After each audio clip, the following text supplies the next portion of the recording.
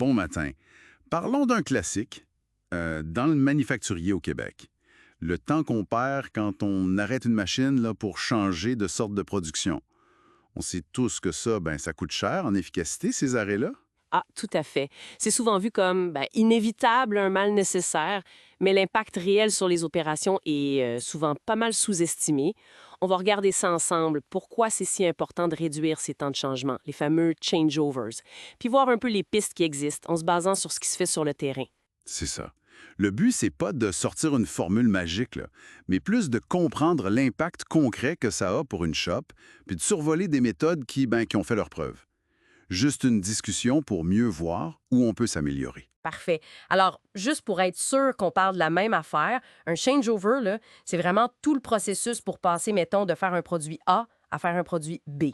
Ça implique souvent d'ajuster les machines, changer des outils, des fois même reprogrammer des affaires.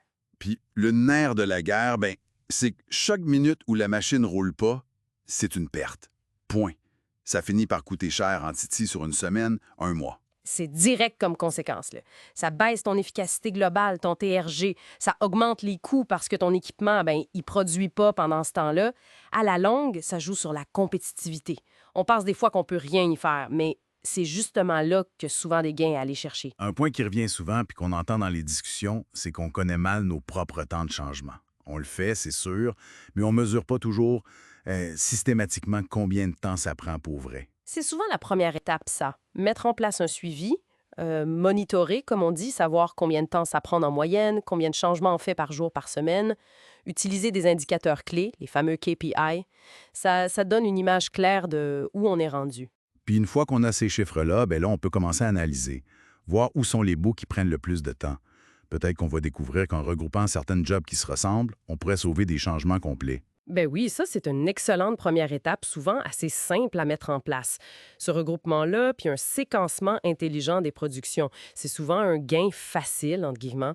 Optimiser l'horaire pour minimiser les setups, ça demande juste une bonne planification, finalement. On entend aussi parler de méthodes plus structurées, là, comme l'approche SMED.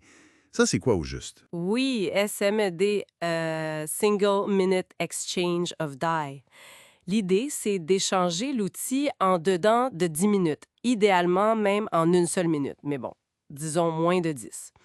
Le principe de base, c'est de décortiquer chaque étape du changement, puis de séparer ce qui doit absolument être fait quand la machine est arrêtée, ça c'est l'interne, de ce qui peut être préparé pendant qu'elle roule encore ou en avance, ça c'est l'externe. Le but, c'est de réduire au minimum le temps où la machine ne produit pas. Souvent, on pense juste à l'échange d'outils lui-même, mais toute la préparation avant, c'est aussi crucial. Ça demande sûrement une bonne dose de standardisation, j'imagine. Des procédures claires, les outils prêts, à bonne place. Ah, c'est un prérequis, ça. C'est essentiel. Quand les méthodes de travail, les outils qu'il faut, où ils sont rangés, quand tout ça est standardisé, les équipes sont plus efficaces, plus rapides. C'est comme avoir ton coffre à outils bien organisé chez vous. Tu cherches pas après tes affaires pendant 1 heure. Puis, le rôle de la gang sur le plancher là-dedans, on dit souvent que c'est eux autres qui ont les meilleures idées pour améliorer les choses. C'est fondamental. La formation, c'est important, oui, mais impliquer les opérateurs, les techniciens dans la recherche de solutions, ça l'est encore plus. C'est eux qui vivent les changements à tous les jours.